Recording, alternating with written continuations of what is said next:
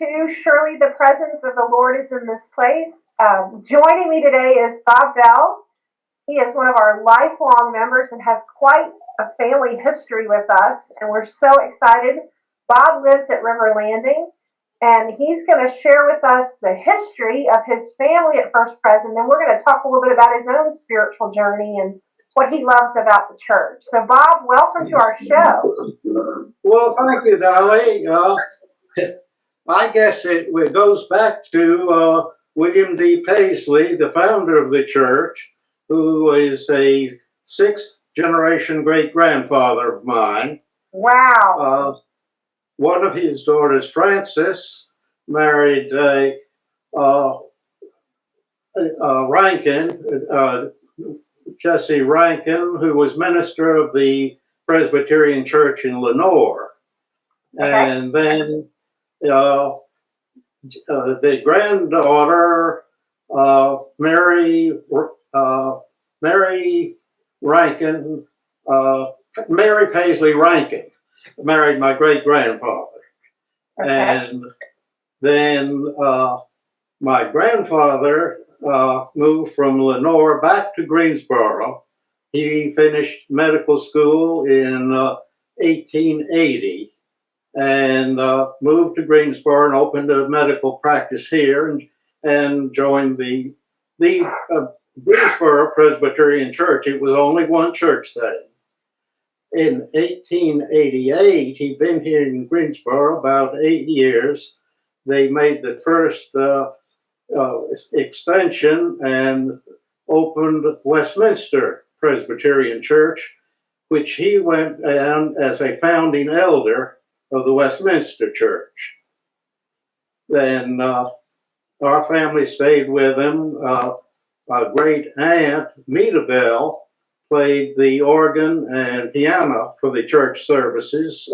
First church here, which became First Church since you then had a second church. And then I guess next thing was Mother, helped out in the kindergarten and preschool during the 40s and 50s. And then I guess I joined the church in 1948. The joining was not in during the service. Dr. Redhead and the elders brought in the new members into the Virginia Guildman room, and we were in a private service at that time rather than in the congregation. I kind of just coasted along until about the 60s, and then I got in with the young professional and business group, which a fellowship group met every Sunday evening. We did a lot of travels. We did beach ski trips. Each Sunday we would have a program and then a refreshment and fellowship following that. I would kind of coasted along until into the 90s, and I joined a disciple study class that Catherine Cameron was teaching. Catherine was an associate pastor at that time, and he took the survey course the first year.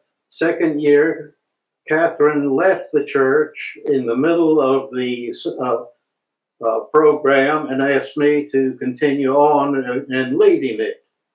So then the next year we did it, and Fran Tomlin joined me, and the two of us did that together for quite a number of years.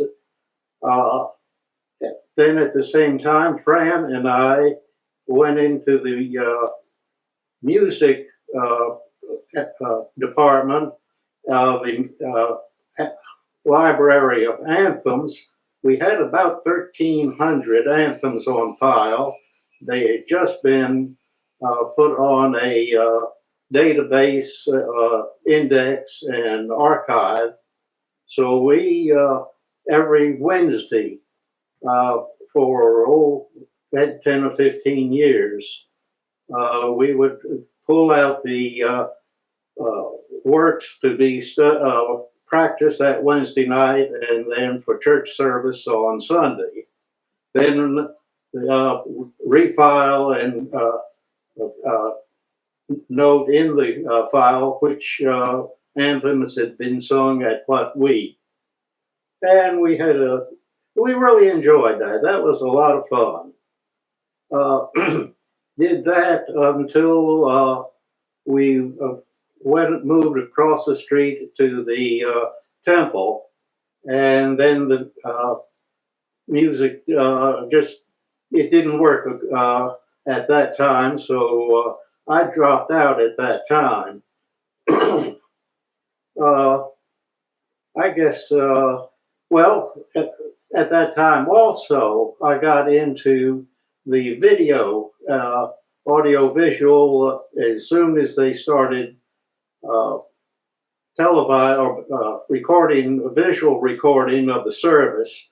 I went to Sid and asked him if I could take a DVD of each Sunday morning and play it at River Landing that Sunday evening to give those who were not able to get out and get into Sunday morning, or those for some reason that couldn't for that day. So at 7 o'clock every Sunday, I ran the service in the closed circuit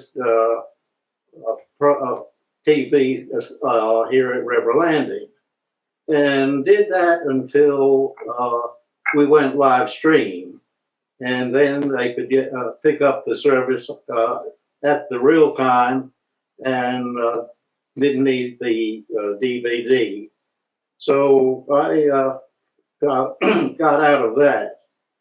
And I did go on the session as an elder in, let's see, 2004 to 2007, my first term, and then a second term, 2014 through 2017, and thoroughly enjoyed the work of the church at that time. I guess that's the highlights of my activity in the church.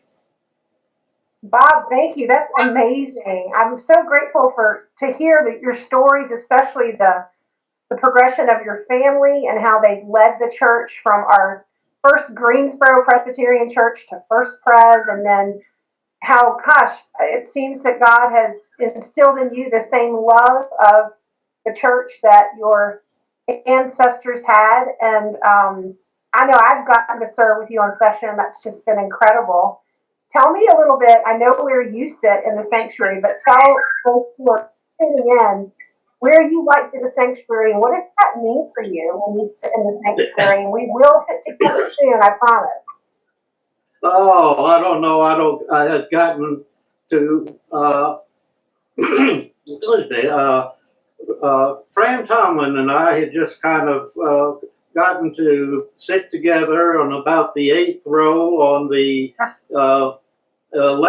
lectern side, and we Exactly staked that right. out. Well, sometimes somebody else would get there earlier, and we'd move up a row or down a row. But You didn't kick them out of your seat?